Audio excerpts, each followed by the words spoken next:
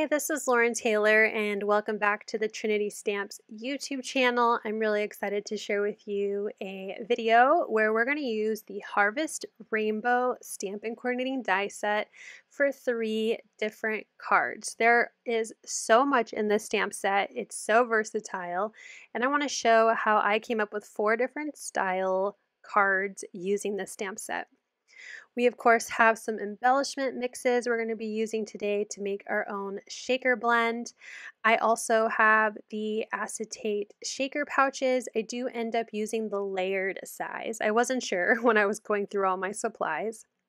I also have the Thankful and Grateful 3x4 stamp and coordinating dies, and then 2 of the cutest stamp sets ever. We have a Bunny Burrow 4x6 and Mouse House 4x6, as well as their coordinating dies. And I will pull in other things here and there as we go, but that's going to be the bulk of what we're going to use for our 3 cards today. So I've already stamped out all of the different images that I'm going to be coloring with alcohol markers. So I did use Ink on 3's blackout ink to stamp these images, and I am using Ohuhu Honolulu art markers, which are alcohol markers. And I'm going to just go through my coloring kind of quickly here for all of the different color combinations, but I'm using R170 and R150 for the reds of all of my images.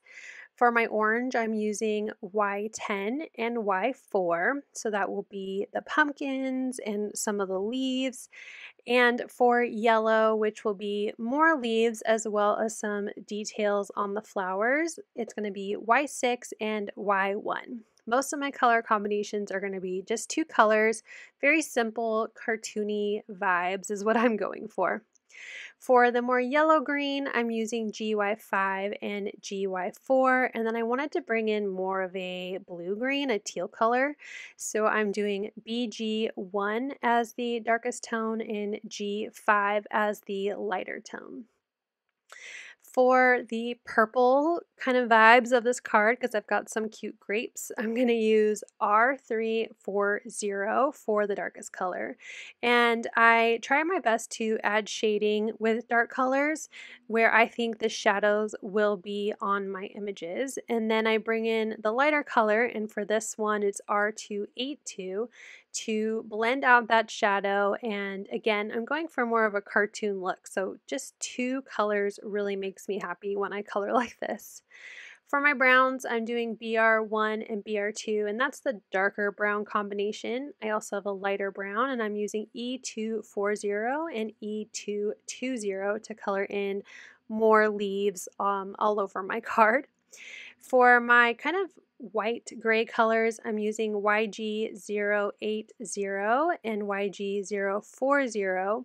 And this, again, it's not really white, obviously, but this is going to be more of the lighter gray colors of my images. I'm also going to use the darker YG080 and YG040 to kind of blend in and color all around the rest of my leaves in that pile of leaves. Now, I will show you all of the coloring for my critters because I know that's probably the more important of the coloring.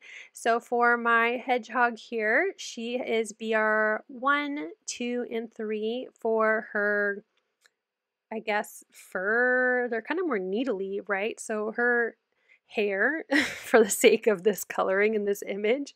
And then I'm using E240 and E220 as her lighter color, so her face and her arms and body and ears.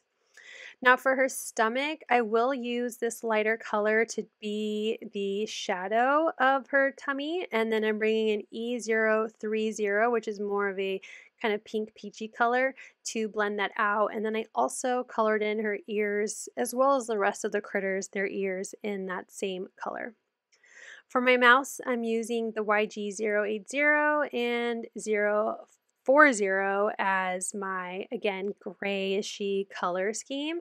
I wanted my critters to all look a little bit different, so I'm using these yellow-gray colors for my mouse.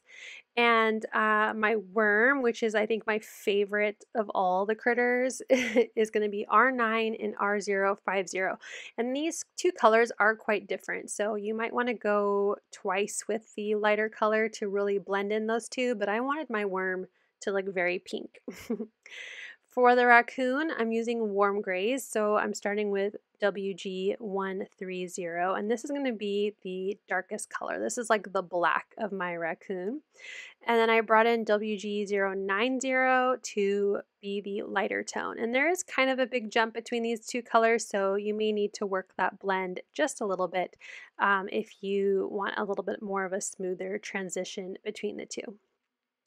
For the lighter fur of my raccoon, I'm doing WG070 as the darker tone, and this will be the extra stripes on my raccoon's tail as well as the ears and body. Except for the tummy, I'm going to color it kind of similar to my hedgehog. So I have WG050, and that is my lighter tone. So blending those together, and just like the hedgehog, I will use it to be the darker color on the stomach of the raccoon. And then I'm going to bring in that same kind of pink color to color in its ears and its tummy, which I know is not really raccoon-like, but I still think it looks really cute. So here's a close-up of those images so you can kind of see how I like to color them, and I used coordinating dies to cut all of those out, and I'm really excited to build the 3 different cards. So we're going to jump into our first card now that everything is kind of prepped and ready. I have a piece of watercolor cardstock because I'm going to do some watercoloring, and I'm taking the first rainbow. So this is the rainbow that has solid outline and room to color if you would like to for the rainbow, and all of the rainbow stripes are together in one big stamp. And I'm going to be embossing, so I'm just grabbing some embossing ink and I'm going to stamp my rainbow down. And I do end up stamping it twice. The joy of having a Misty lets you stamp more than once. And I did use some anti-static powder before stamping, but I'm going to be using a gold embossing powder. So this is Gold Rush from Ink on 3, and I'm going to completely cover my rainbow, and then I will use my embossing tool to melt those little embossing powder particles down. And I like to do the back sometimes. If my paper starts to curve, it just helps with curving it back so that the paper is flat. And I really love how pretty these leaves look with that gold embossing powder, but I wanted to add some ink to my background, but not on the rainbow, just everywhere else around it. So I brought in my little blending tool here, and I'm using Distress Oxide and Antique Linen, and I'm going to completely go around my rainbow. Again, I'm not coloring in the rainbow, and I wasn't really focusing on a perfect blend because I'm going to be spraying some water and adding some splatter, and this is going to be a panel for a shaker card, so there will be lots of busyness and fun in front of it, so the blending does not have to be perfect. So I brought in that distress sprayer and I sprayed it a few times and then used a towel to pick up the excess water.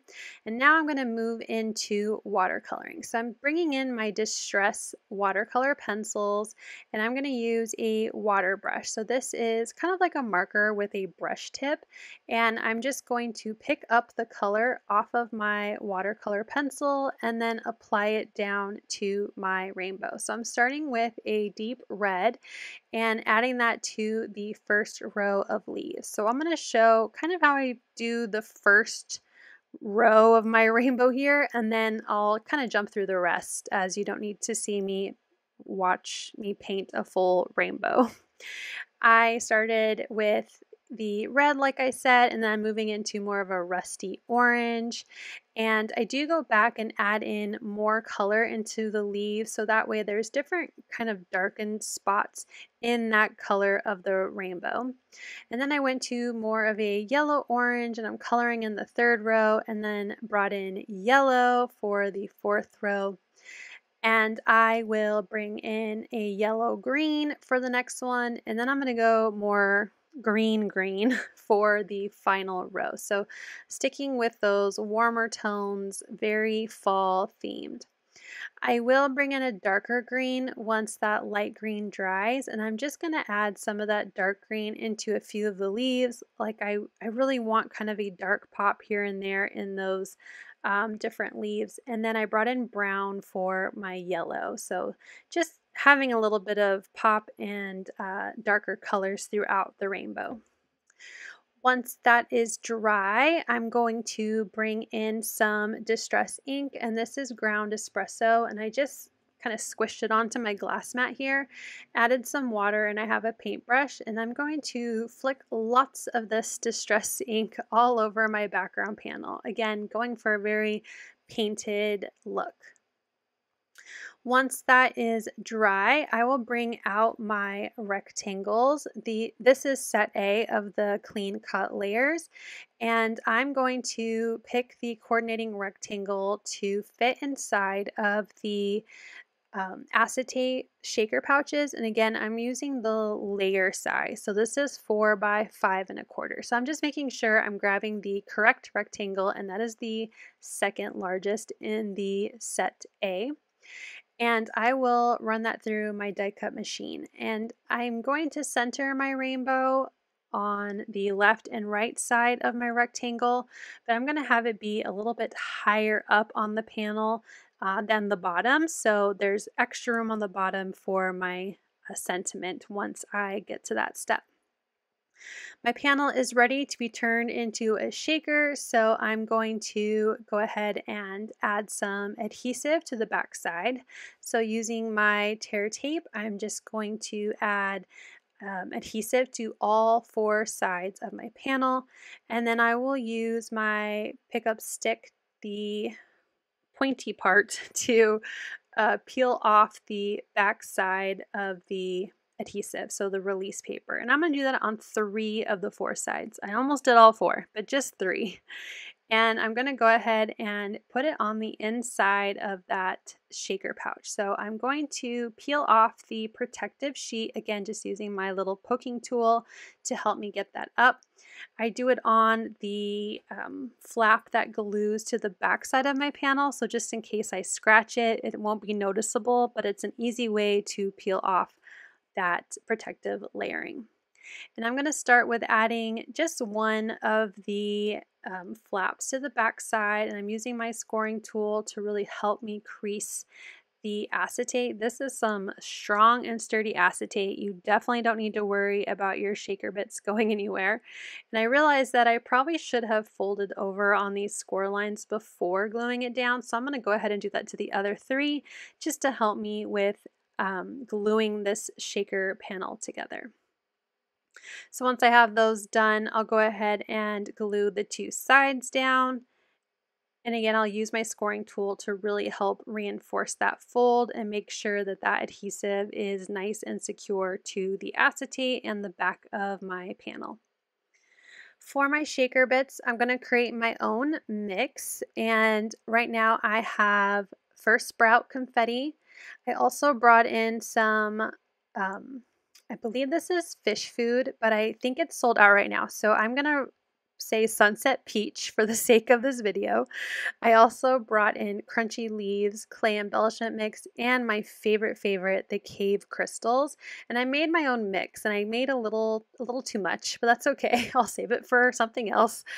And once I was happy with the amount that was in my shaker, I'm going to try to get it all as flat as possible so I can glue down my final side and have my shaker be as flat as it can be and not all bundled up at the bottom of my shaker, and it will be more of a pillow. I want my panel to adhere and be flat on my card.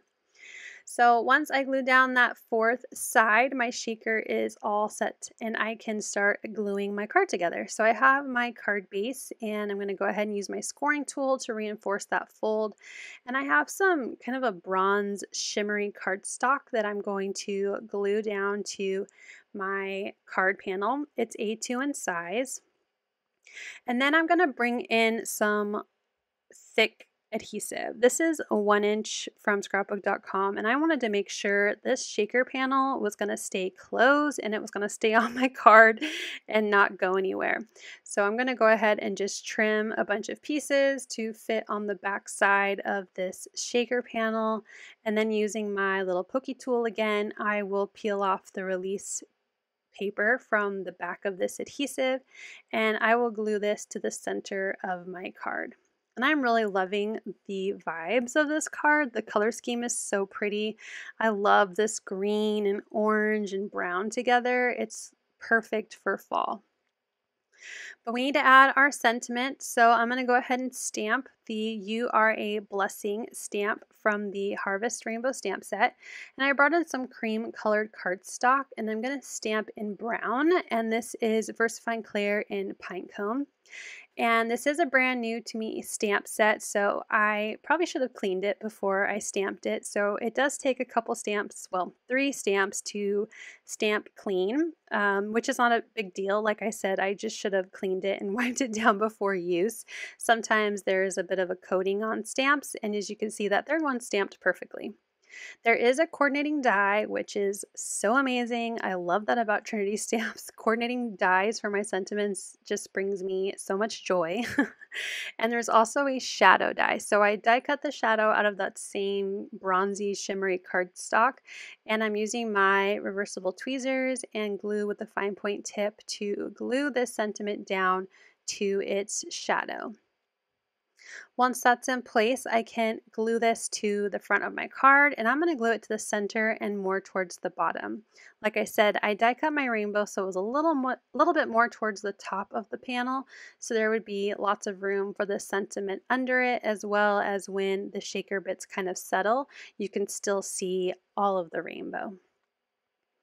Once that sentiment is dry, that will finish off our first card. I hope you like this take on the shaker card and using that rainbow with gold and watercolors. And here's a close-up of that card.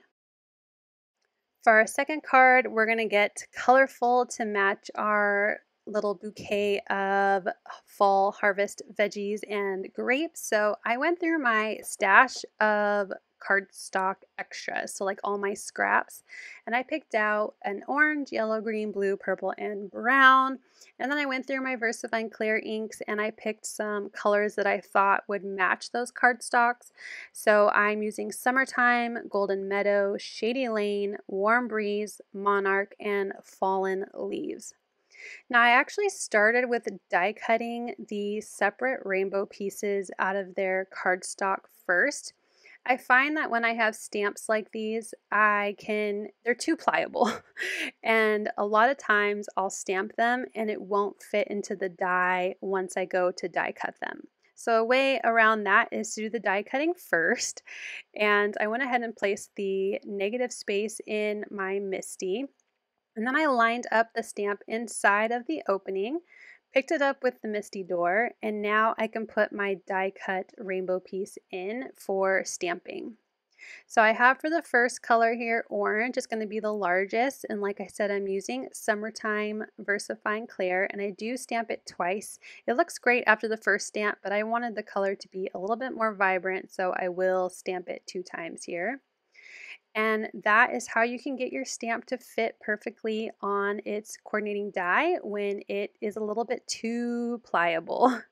So I'm going to move on to yellow, green, blue, purple, and brown. And I have my fun harvest, well, my second harvest rainbow. So now that those pieces are done and they coordinate so cute with my little harvest veggies here, I'm going to bring out the rest of my materials here to create my card background. So I'm bringing, again, I love this set. A good nested layered rectangle set is absolutely needed in every craft room.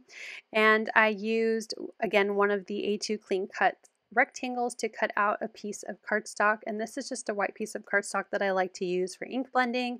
And I'm just going to add something to ground my images using scattered straw and my little yellow Distress Oxide blending buddy here. And once I have that, I'm going to work on adding in my rainbow. So you can go up as high as you want with that yellow ink, or any color ink that you want to use if you're going to replicate this card. I just wanted something to add in a little bit of color to my background, and like I said, to ground my images. I'm using these thin, long foam adhesive strips to wrap around my arches of my rainbow, and I find that it's really easy to curve foam adhesive if you take off the release backing from both sides. So it's sticky already, but it helps just, really curve around my rainbow. I'm going to use my grid mat here to help me get my rainbow as centered and straight as possible.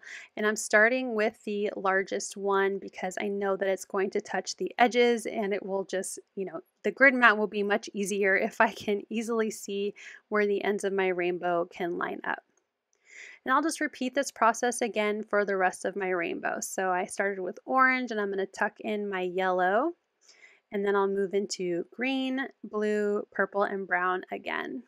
And they just fit so perfectly inside each other. And it's such a great way to, die cut and add a lot of fun colors to your harvest rainbow. And for the pumpkins and all my little veggies and leaves, I'm going to bring in Trinity Stamps foam adhesive. It's a little bit thicker than what I was using for my rainbow pieces, so that way I know it will fit nicely and nested on top of my rainbow. I'm going to grab a pencil just to draw kind of some, guiding lines of where I need the foam adhesive, since I didn't need to cover the full back, as it will overlap a bit with the rainbow. And once I have those lines in place, I'll add that foam adhesive, and I'll pull off the release paper, and I'll get this glued to the bottom of my card background, just under my rainbow. So again, trying to use the grids on my mat to help me get this as centered as I can. And that will finish off the design and color and images of my card. But of course, we do need a sentiment. So let's get it onto a card base. I have another sheet of this shimmery bronzy cardstock. It's what I cut the shadow part of my die for the first card. So I like to cut kind of in the middle, so that way I can use it as a background for another card. And just using my tape runner to glue this down to an A2 card base. Again, this sheet of the bronze cardstock is A2 in size. And then I will glue down my rainbow and harvest veggie scene. Now I'm going to bring in my sentiment, and I apologize, I didn't realize I had my sparkling water in frame here, but I'm going to repeat the same process like I did for my rainbows with my thankful sentiment, and I'm going to stamp it in black ink. I wanted it to match the black ink that I used for coloring, so this is VersaFine and Onyx Black, and I'm just stamping the thankful from my Thankful and Grateful stamp set, which is the same set that these little veggies and grapes are from. I'll use my reversible tweezers and some glue with a fine point tip to add adhesive to the back of my sentiment. And then I want it to be centered, so I'm going to glue it on top of my pumpkin. I felt like that was the largest part of my little, colored in images, and adding it on top of the pumpkin wouldn't take away from the color, because you could still see a lot of orange around my sentiment. I'm bringing back in those orange sequins. Again, we're going to pretend this is Sunset Peach for this video. They are very, very similar in color. So I will use my pickup tool to add sequins all around the card, and then use it to glue them down as well. That will finish off our second card here, and here is a close-up of this rainbow. I hope the tips and tricks were useful for you for this stamp set and these individual rainbow arches. Our final card is going to use our pile of leaves from the Harvest Rainbow stamp set, and I'm just going to go ahead and jump to get my card base ready. I have another A2 card base, another A2 sheet of that bronze cardstock, and I die cut another panel of white cardstock that I like to use for ink blending, and I'm going to create a very basic background scene.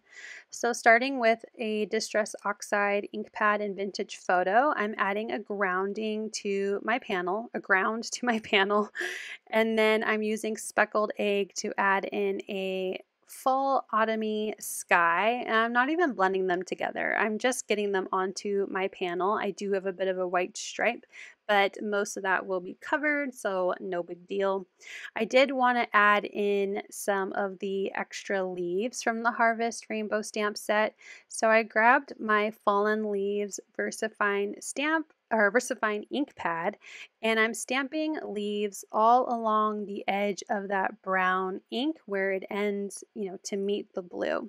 And I really have no kind of rhyme or reason to what I'm doing. I'm just taking leaves, stamping them in different directions, and adding a border between these two colors on my background. Some of that will end up being covered, but I really like this little added touch of the leaves.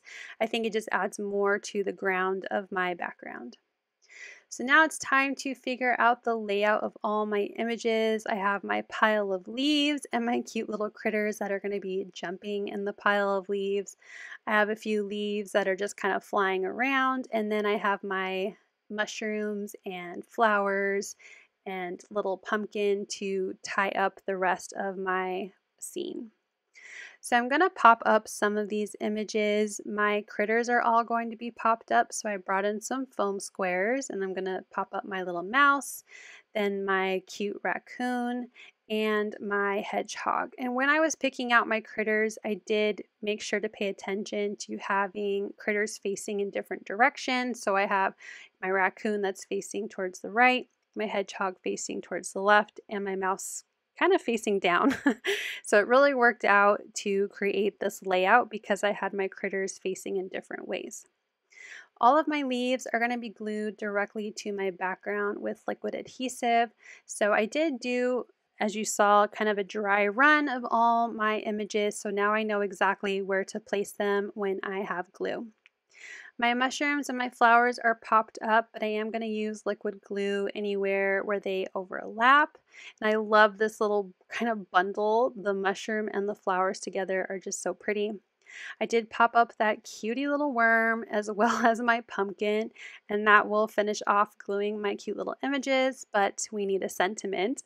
So after I get all of my panels glued down, we're going to go ahead and stamp the other sentiment from the Thankful and Grateful stamp set. So I glued my little critter panel to my bronze paper, and now my bronze paper to my A2 card base, and I just repeat the same process for, like I said, this time I'm going to stamp grateful. So I'm going to just quickly go through this. You don't need to see me stamp again. And I did use the Fallen Leaves VersaFine color this time, so it's a little bit more brown compared to my images that I stamped in black, but I wanted it to kind of fade into that pile of leaves on the bottom. I did kind of play around with adding it towards the top of my card, but I really liked it kind of hidden there in my pile of leaves. So I'm going to pop this sentiment up. So I added some foam squares to the back, and then I'll go ahead and place that right there on my pile of leaves. I did want to add a few touches. So this time I'm bringing in my Cave Crystal embellishment mix. Again, this is my favorite. Iridescent is my favorite color. So when I can get embellishments like this, I just love them. I think I have 2 or 3 of these because I hoard pretty things, so if I have 2 or 3, I definitely use them more, which is weird, right? So then I'm going to use my pickup tool to get all those sequins glued down with liquid adhesive, and that will finish off our third and final card for this video. I hope you were inspired by all of these cards to use your Harvest Rainbow stamp set. As always, I will have all of the Trinity Stamps products linked down below in the description, so if you don't have any of these in your stash, you can do some shopping. Here's one more quick overview of all three cards: our shaker watercolor rainbow, our multicolored die cut rainbow, and our pile of leaves for our adorable little critters. But I hope you enjoyed today's video. Make sure you hit like and subscribe if you're new here, and I can't wait to see you again in the next video.